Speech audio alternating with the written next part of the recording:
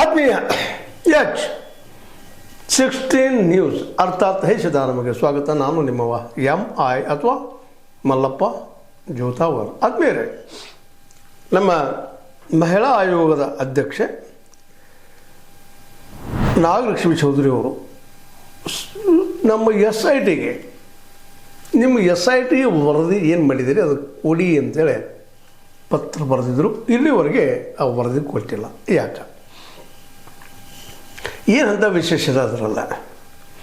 ಒಬ್ಬ ಮಹಿಳಾ ಆಯೋಗ ಅದು ಒಂದೇನಪ್ಪ ಅಂತಂದ್ರೆ ವಿಶೇಷವಾಗಿ ಸಿವಿಲ್ ನ್ಯಾಯಾಲಯದ ಅಧಿಕಾರದಕ್ಕದ ಅವರಿಂದ ನೇರವಾಗಿ ಕೇಳ್ತಾ ಇದ್ದಾರೆ. ಜನಸಾಮಾನ್ಯ ಕೇಳಿದ್ರೆ ಇಲ್ಲ ಇರೋ ಕಾರಣ ಹೇಳ್ಬೋದು.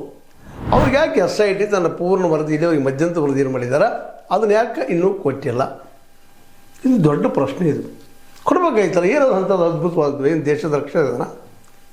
ಈ ದೇಶಕ್ಕೆ ಏನಾದರೂ ಆಪತ್ತಾಗ್ತದನ?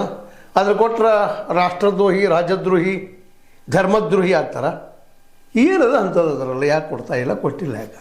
ಸ್ವತಂತ್ರವಾದ ಮೀಡಿಯಾಗೆ ಬೇಕಾಗಿರುವುದು ಸ್ವತಂತ್ರ ಧ್ವನಿ. ಆ ಸ್ವತಂತ್ರ ಧ್ವನಿ ಉಳಿಸಲು ನೀವು ಮಾಡಬೇಕಾದದ್ದು ಇಷ್ಟೇ. ಅದೇನಪ್ಪಾ ಅಂತಂತಂದ್ರೆ ನಿಮ್ಮ ಕೈಲಾದಷ್ಟು ಸಹಾಯ ಈ ಚಾನಲ್ಗೆ ಮಾಡಿ ಹಾಗೂ ನಿಮ್ಮ ಧ್ವನಿಯನ್ನು ಕಾಪಾಡಿಕೊಳ್ಳಿ.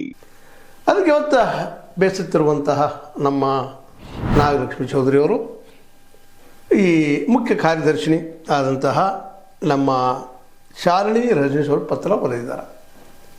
ನಮಗೆ ಇಸದು ಕೊಡ್ರಿ ಅದನ್ನು ಅಂತೇಳಿ. ಇದು ನಿಜವಾಗಿ ಈ ಪರಿಸ್ಥಿತಿ ಬರಬಾರ್ದಾಗಿತ್ತು. ಯಾಕಂದರೆ SIT ತರಿಸ್ಕೋಬಾರ್ದಾಗಿತ್ತು.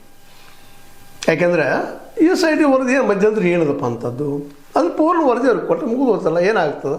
ನೀವು ಪಾಪ ಸತ್ಯ ಹಳ್ಳಿಗೆ ಹೊರಟಿದ್ದೀರಿ, ಸತ್ಯನಿಷ್ಠಿದ್ದೀರಿ, ಶೋಧನೆ ಮಾಡಿದ್ದೀರಿ, ತನಿಖೆ ಮಾಡಿದಿರಿ. ಇಲ್ಲಿವರೆಗೆ ನಿಮಗೆ ಏನೇನು ಸಿಕ್ಕದು, ಏನೇನಿಲ್ಲ, ಎಂತೂ ಏನು ಅದು ತಿಳಿಸ್ಬೇಕಲ್ಲ. ಯಾಕೆಂದರೆ ಅವರು ಸರ್ಕಾರದ ಕಡೆಯಿಂದ ಡೈರೆಕ್ಷನ್ ಮಾಡಿಸಿ 20 ವರ್ಷಗಳ ಕಳೆದ 2 ದಶಕಗಳಿಂದ ನಡೆದಂತಹ ಅಸಹಜ ಸಾವುಗಳು ಅಥವಾ ನಾಪತ್ತೆಯಾದ ಸಾವುಗಳ ಬಗ್ಗೆ